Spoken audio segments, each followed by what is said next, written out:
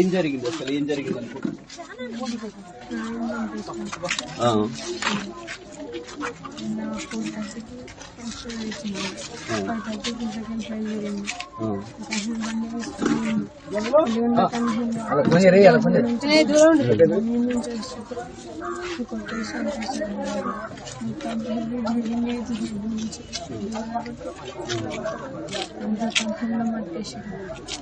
Accident అయ్యి చంపినరా? నమ్మిద్దాం అనుకో అది చూస్తేనే అర్థమైపోతుంది. చంపేసిండ్రు. ఎవరు చంపేసిండ్రు? మమ్మీ మామీ ఇంకోడు ఇద్దరు ముందు దాకా మాతోనే ఇప్పుడు నమ్మిద్దాం అనుకుంటు చచ్చిపోయినా యాక్సిడెంట్ అని నమ్మిద్దాం అనుకుంటు కానీ వాళ్ళకి తెలియదు మనం చూస్తామని అంతే.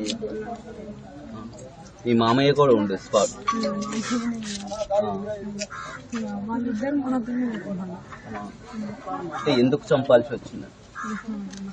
ఎలా ఉండేది అమ్మ నాన్న కలిసి ఎలా ఉండేది? వారిద్దరి మధ్య ఏమైనా గొడవలు ఉండేదా? ఏం గొడవలు మంచిగానే ఉండేది. ఇంట్లోనే మంచిగా చూసుకునేది అందరు. ఏమనకపోయాడు ఒక్క మాట అనకపోయాడు. టార్చర్ పెట్టాలని చెప్పిందంటే ఒక్క టార్చర్ కూడా అంత మంచి చూసాడు. ఇంట్లోకి వెళ్ళి బయటికి వెళ్ళాలి కూర్చున్న కాడికి ఈ నాన్న ఎలా చూసుకునేవారు అందరినీ కూడా? అందరినీ మంచిగా చూసేటోళ్ళు. మమ్మల్ని ఊళ్ళందరినీ అంత పక్షులు వాళ్ళందరూ అందరినీ మంచిగా చూసేటోళ్ళు. ఒక్క నీటి చెడు చేసేటోళ్ళు. మీరు ఎంతమంది? ఇద్దరు అక్కలు నువ్వా? ఏం చేస్తున్నావు? నువ్వు ఏం చదువుతున్నావు?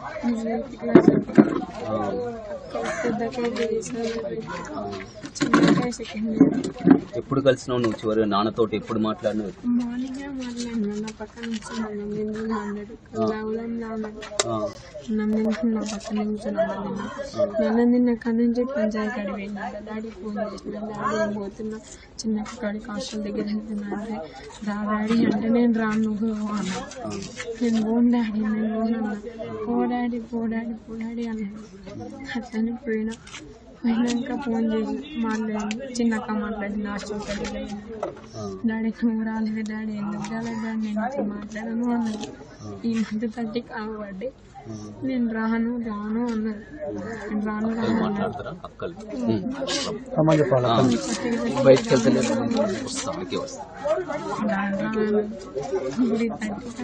బట్టలు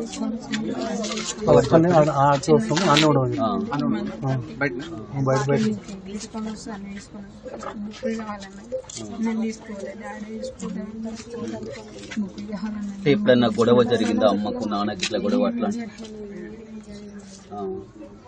ఫస్ట్ మీకు ఎట్లా తెలిసింది యాక్సిడెంట్ అని చెప్పిందా? ఏమని చెప్పింది? ఫస్ట్ యాక్సిడెంట్ అని చెప్పి అప్పుడే నేను నాకు ఫస్ట్ యాక్సిడెంట్ అని చెప్పి. అప్పుడు ఉందా మమ్మీ ఉందా? ఇట్లా పక్కనే ఉంది. పక్కన నుండి ఏడుస్తుంది. అందరు ఏడుస్తుంది కానీ ఒక్క కన్ను అంత నటన యాక్షన్. మాతో నుండి మా డాడీ ఇంతమంది అంత మంచోడు కాబట్టి వచ్చి నాకు ఎవరిని అర్థం. అప్పుడు అమ్మ ఇంటికి ఎప్పుడు వచ్చింది? ఆడ చంపినాక ఇంటికి వచ్చేసిందా? ఇంట్లో ఉన్నప్పుడే యాక్సిడెంట్ అన్నాడు. మేము ఇంట్లో ఉన్నప్పుడు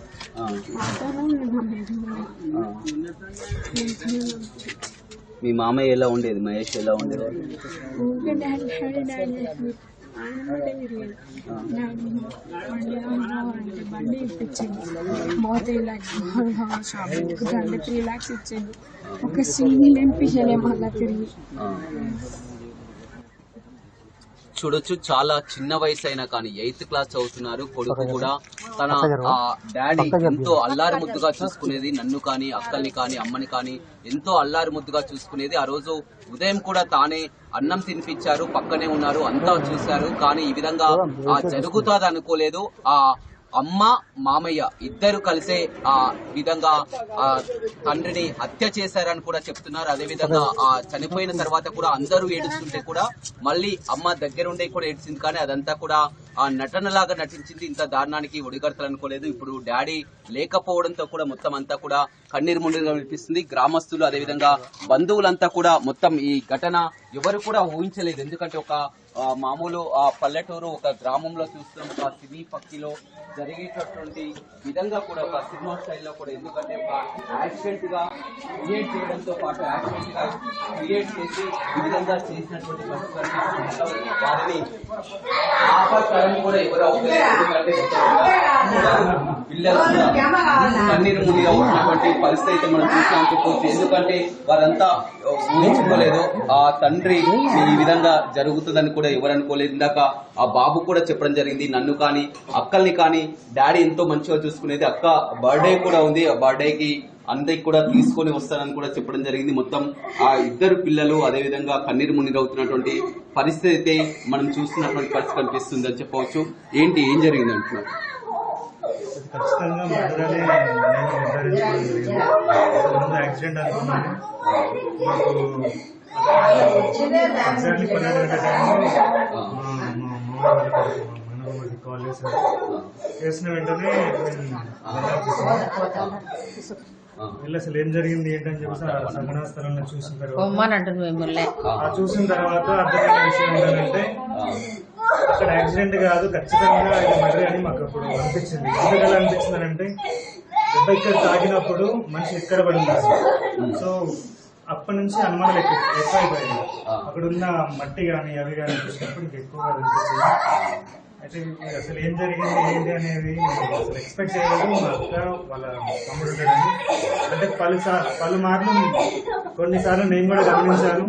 కాకపోతే అలాంటి విషయాలు మా మామయ్య దగ్గర తీసుకెళ్ళడం కానీ అలాంటి చేయడం వల్ల వాళ్ళకి ఆపరేషన్ ఏమైనా ఇబ్బందులు ఏర్పడతాయేమన్న దాంతో ఇండైరెక్ట్ నేను కూడా చెప్పడం జరిగింది.